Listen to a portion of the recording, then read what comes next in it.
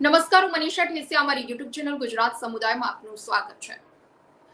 ગુજરાતમાં શિક્ષણનું વ્યાપારીકરણ એ કોઈ આપણા માટે નવો ટોપિક નથી, કારણ કે વર્ષોથી શિક્ષણનું વ્યાપારીકરણ થઈ જ રહ્યું છે. અત્યારે જ્યારે બાળક નાનું હોય છે અને પ્રી સ્કૂલમાં, નર્સરી, પ્લે હાઉસ સ્કૂલમાં જ્યારથી બાળકને મૂકવામાં આવે છે, અને જે પણ પ્રાઇવેટ સ્કૂલો ગુજરાતમાં છે તેની તોતિંગ ફી સૌ કોઈને ખબર છે, અને જે વાલીઓને નથી પોસાતી અને છતાં પણ મજબૂરી વશ આ ફી વાલીઓ દ્વારા ભરવામાં આવતી હોય છે, કારણ કે સરકારી શાળાનું શિક્ષણ, સરકારી જે બાલ મંદિર છે તેમનું શિક્ષણ યોગ્ય નથી, આંગણવાડીનું શિક્ષણ યોગ્ય નથી, અને જેના કારણે ક્યાંક ને ક્યાંક વાલીઓ પ્રાઇવેટ શાળામાં બાળકોને ભણવા માટે બેસાડતા હોય છે.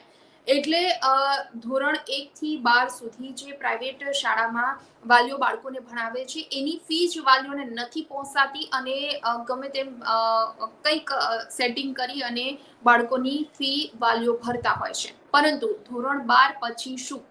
ધોરણ 12 પછી મેડિકલનું શિક્ષણ જો વિદ્યાર્થીઓએ મેળવવું હશે તો એ ખૂબ જ હવે મોંઘું થઈ ગયું છે.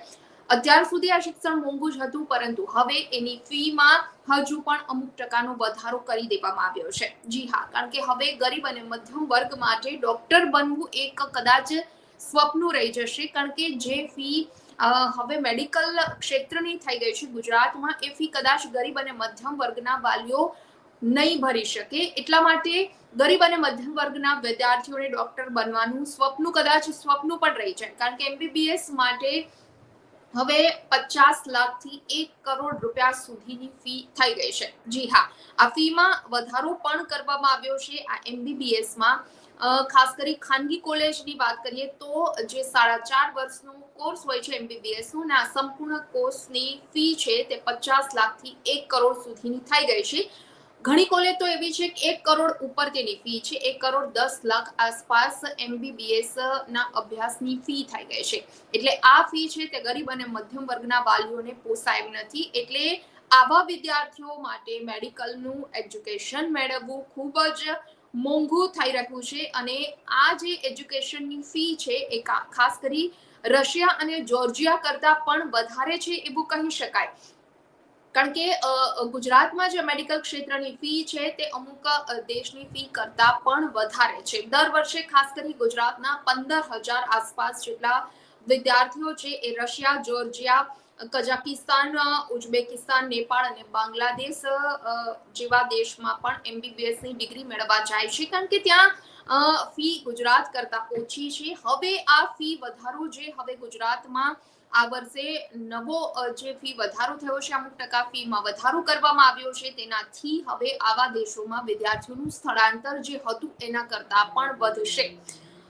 ગુજરાતની મેડિકલ શિક્ષણ ફી રેગ્યુલેટરી કમિટી દ્વારા વર્ષ 2024-25 માટે મેડિકલ, ડેન્ટલ, આયુર્વેદિક અને હોમિયોપેથિક કોલેજની જે ફી જાહેર કરવામાં આવી છે એ અંગે આજે આપણે વાત કરીએ તો ખાસ કરી એમબીબીએસ અભ્યાસક્રમ માટે માત્ર 1 જ વર્ષની જે ફી જાહેર કરાઈ છે, જ્યારે અન્ય કોર્સ માટે 3 વર્ષની ફી નક્કી કરવામાં આવી છે. અને તેમાં પણ અમદાવાદ કોર્પોરેશનમાં જે કોર્પોરેશન સંચાલિત નરેન્દ્ર મોદી મેડિકલ કોલેજની મેનેજમેન્ટ કોટાની જે ફી છે એ સૌથી વધારે છે.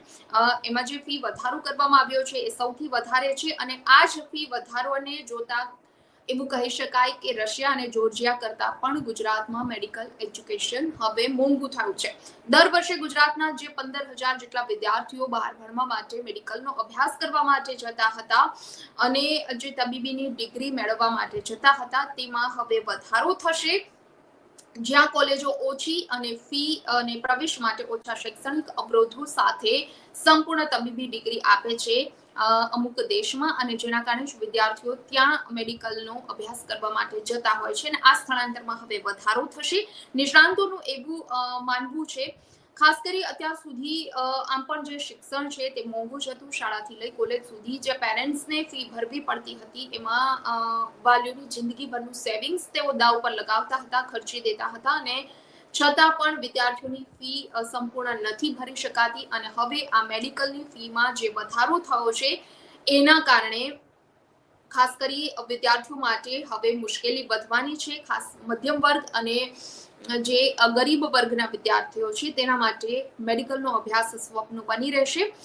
સરેરાશ 1 લાખ રૂપિયાથી વધારી જે ફી કહી શકાય મેડિકલ કોલેજની સરકારી ક્વોટાની, તેમાં દર વર્ષે જે વધારો થઈ રહ્યો છે 8.5 લાખ રૂપિયાથી લઈ 11,20,000 સુધી આ ફી પહોંચી ગઈ છે. અને મેનેજમેન્ટ કોટાની ફી પણ 18,27,000 થી લઈ 25,53,000 સુધી પહોંચી ગઈ છે. એટલે જે ફી વધારો ઝીંકાયો છે તેનાથી વાલીઓ અને વિદ્યાર્થીઓને ખાસ કરી વધારે અસર થવાની છે એવા વિદ્યાર્થીઓને કે જેને મેડિકલમાં પ્રવેશ મેળવવો છે. ઘણા બધા, એટલે ગુજરાતના અત્યારે લાખો વિદ્યાર્થી એવા છે કે જેણે નીટની પરીક્ષા આપી છે. જો કે નીટની પરીક્ષાનું હજી પરિણામ જાહેર નથી થયું, પરંતુ આ પરિણામ આવ્યા બાદ હજારો વિદ્યાર્થીઓ, લાખો વિદ્યાર્થીઓ એવા હશે કે જેને મેડિકલમાં પ્રવેશ મેળવવો હશે. આવા વિદ્યાર્થીઓ માટે હવે અઘરું બનવાનું છે. ફી રેગ્યુલેટરી કમિટીએ જે જાહેરાત કરી છે અને ફી વધારો 8 થી 12% સુધીનો રહેશે. અને આ વધારો મુખ્યત્વે MBBS, પોસ્ટ ગ્રેજ્યુએટ એટલે કે MD, MS અને પેરામેડિકલ જેવા કોર્સમાં લાગુ થવાનો છે. ગુજરાતની આ સેલ્ફ ફાઇનાન્સ મેડિકલ કોલેજમાં દર 3 વર્ષે ફી વધારો થતો આવે છે. છેલ્લો ફી વધારો છે વર્ષ 2018 અને પછી 21માં કરવામાં આવ્યો હતો, પરંતુ કોરોના મહામારીના કારણે ક્યાંક 2021નો વધારો લાગુ કરવામાં આવ્યો ન હતો. હવે આ વર્ષથી જ ફી વધારાનો જે નિર્ણય છે તે અમલમાં મૂકવામાં આવ્યો છે. આ વર્ષમાં પ્રવેશ લેતા વિદ્યાર્થીઓએ આવતા 4 વર્ષ સુધી એક સરખી ફી ચૂકવવાની રહેશે, પરંતુ આગામી વર્ષોમાં આ ફી વધારે થવાની શક્યતા છે. ખાસ કરીને વર્ષ 2026-27માં પ્રવેશ લેનારા વિદ્યાર્થીઓ માટે 12% વધુ ફી ભરવાની તૈયારી રાખવી પડશે. એટલે આ જે ફી વધારો છે તે મેડિકલ શિક્ષણને વધુ ખર્ચાળ બનાવશે. વિદ્યાર્થીઓ માટે ખાસ કરી આર્થિક ચિંતાનો મુદ્દો બની રહેશે. મેડિકલમાં પ્રવેશ મેળવતા વિદ્યાર્થીઓ કે જે અત્યારે પણ જે એમની ફી હતી એ ફી ભરવાની જે શક્યતા ગરીબ અને મધ્યમ વર્ગ માટે ખૂબ ઓછી લાગતી હતી, અને હવે એમાં પણ જ્યારે વધારો કરવામાં આવ્યો છે એટલે ખાસ કરી વિદ્યાર્થીઓ માટે મુશ્કેલી સર્જાવાની છે. MBBSમાં ખાનગી કોલેજમાં સંપૂર્ણ કોર્સની ફી છે તે 50 લાખથી 1 કરોડ રૂપિયા સુધીની થઈ ગઈ છે, અને ઘણી કોલેજમાં 1 કરોડથી પણ વધારે ફી છે. MBBSમાં 4.5 વર્ષનો જે સંપૂર્ણ અભ્યાસક્રમ હોય છે, ત્યારે હાલ જે રાજ્યની 19 જેટલી ખાનગી મેડિકલ કોલેજ છે તેમાં 9 લાખથી લઈ 11,20,000 રૂપિયા સુધી સરકારી ક્વોટામાં ફી છે. મેનેજમેન્ટ કોટાની ફી એના કરતા પણ વધારે છે. ત્યારે સરકારી ક્વોટામાં જો એડમિશન મળે તો 1 વર્ષની આ ફી છે 9 લાખથી લઈ 11.5 લાખ, એટલે 4.5 વર્ષની ગણતરી કરીએ તો 42 થી 50 લાખ રૂપિયા સુધીનો ખર્ચ સરકારી ક્વોટામાં થઈ જાય. અને મેનેજમેન્ટ ક્વોટાની વાત કરીએ તો 18 લાખથી 25.5 લાખ રૂપિયા સુધી મેનેજમેન્ટ ક્વોટાની ફી થઈ ગઈ છે. એટલે મેનેજમેન્ટ ક્વોટામાં એડમિશન મળે તો 80 લાખથી લઈ 1 કરોડ રૂપિયા ખર્ચવા પડે, અને જે ગરીબ અને મધ્યમ વર્ગના વિદ્યાર્થીઓને ક્યારેય ન પરવડે. સરકાર દ્વારા જે મુખ્યમંત્રી યુવા સ્વાવલંબન યોજના હેઠળ ખાનગી કોલેજની કુલ ફીના 50% ફી કે 2 લાખ, બેમાંથી જે ઓછું હોય છે તેટલી ફી સ્કોલરશિપ પેટે આપવામાં આવે છે. જ્યારે ગર્લ એટલે કે વિદ્યાર્થીનીઓને, છોકરીઓને MYSYમાં 2 લાખ અને 4 લાખ કન્યા કેળવણી યોજનામાં એમ કુલ 6 લાખ સુધીની સહાય મળે છે. આમ સરકાર દ્વારા 2 થી 6 લાખ સુધીની માત્ર સહાય ચૂકવવામાં આવે છે. બાકીના જે પણ લાખો રૂપિયા છે, એટલે 1 કરોડ આસપાસની જે ફી છે એમાંથી માત્ર 2 થી 6 લાખ સુધીની સરકારની સહાય મળી શકે. એ સિવાય વાલીઓને તમામ ફી ભરવી પડે. એટલે મેડિકલમાં પ્રવેશ મેળવતા વિદ્યાર્થીઓના વાલીઓને ચોક્કસ લોન લેવી પડે તેવી પરિસ્થિતિ સર્જાય છે. અને હવે નીટનું રિઝલ્ટ જાહેર થયા બાદ જે પણ વિદ્યાર્થીઓ મેડિકલમાં પ્રવેશ મેળવવા ઈચ્છતા હતા તેમના માટે મુશ્કેલીરૂપ સમાચાર કહી શકાય, કારણ કે જે ફી હતી એ વધારે જ હતી, અને જેના કારણે જ ઘણા બધા વિદ્યાર્થીઓ છે તે અન્ય દેશમાં મેડિકલની ડિગ્રી મેળવવા માટે જતા હતા, કારણ કે રશિયા, જોર્જિયા જેવા દેશમાં ગુજરાત કરતા પણ મેડિકલની ફી ઓછી છે. એટલે વિદ્યાર્થીઓ ત્યાં જવાનું ઈચ્છતા હતા ગુજરાતની મેડિકલની ફી ન પોસાય તેના માટે. અને હવે જ્યારથી 10%નો વધારો ઝીંકી દેવામાં આવ્યો છે એટલે ફી મેનેજમેન્ટ કોટામાં 80 લાખથી કરોડ રૂપિયા સુધી પહોંચી ગઈ છે.